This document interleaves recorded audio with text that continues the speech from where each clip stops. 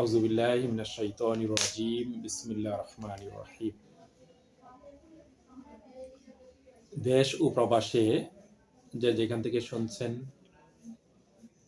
সবাইকে শুভেচ্ছা জানাচ্ছি, অভিনন্দন জানাচ্ছি এবং সাথে সাথে সবাইকে আমার পক্ষ থেকে সালাম জানাচ্ছি। আসসালামু আলাইকুম ওয়া রাহমাতুল্লাহ।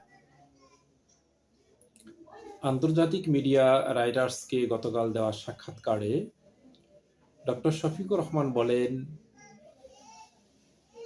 রাইটার্সের একজন সাংবাদিক আমাকে জিজ্ঞাসা করেন, ভারত যেহেতু আপনাদের প্রতিবেশী দেশ, তাদের সাথে আপনাদের কোনো যোগাযোগ আছে কিনা বা কোনো বৈঠক হয় কিনা।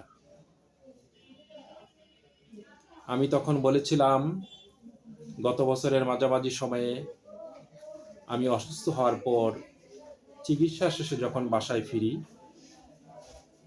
তখন দেশ বিদেশের অনেকেই আমার সঙ্গে সাক্ষাৎ করতে আসেন। অন্য দেশের সম্মানিত কূটনীতিকবৃন্দ যেমন এসছে, তেমনি তখন ভারতের দুজন কূটনীতিকও আমাকে দেখতে এসেছিলেন আমার বাসায়। অন্যদের মতে তাদের সঙ্গেও আমার কথা হয়েছে।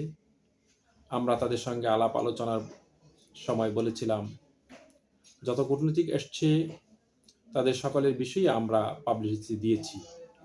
আপনাদের এই সাক্ষাৎকার আমরা পাবলিসিটি দিতে চাই। তখন তারা আমাকে এটি না দেওয়ার অনুরোধ করে। আমরা বলেছিলাম, পরবর্তী যখনই আপনাদের সঙ্গে দেশের স্বার্থ সংশ্লিষ্ট বিষয়ে বৈঠক হবে, তা অবশ্যই আমরা পাবলিসিটিতে দিতে চাই, দেব। এখানে গোপনীয় কিছু নেই। আমি বিস্মিত যে আমাদের কিছু মিডিয়া ভারতের সঙ্গে জামায়াতের আমিরের গোপন বৈঠক হয়েছে বলে যে সংবাদ পরিবেশন করেছেন, আমি এ ধরনের সংবাদ তীব্র নিন্দা জানাই। ভারতের কূটনীতিকের সাথে বৈঠক হয়েছে, তা গোপন হবে কেন?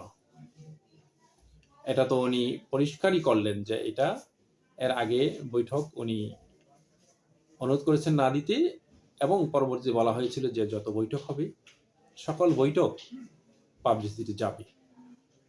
তো এখানে তো গোপন বলতে কোনো কিছু নেই। তাই আমরা বলবো, যারা আমাদের দেশের সাংবাদিক আছেন তারা সত্যনিষ্ঠ সংবাদ পরিবেশন করবেন, এরকম ভুয়া সংবাদ থেকে বিরত থাকবেন। আমিরে জামাত ডক্টর শফিকুর রহমান।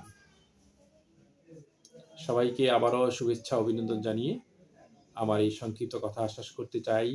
আসসালামু আলাইকুম ওয়া রাহমাতুল্লাহি ওয়া বারাকাতুহু।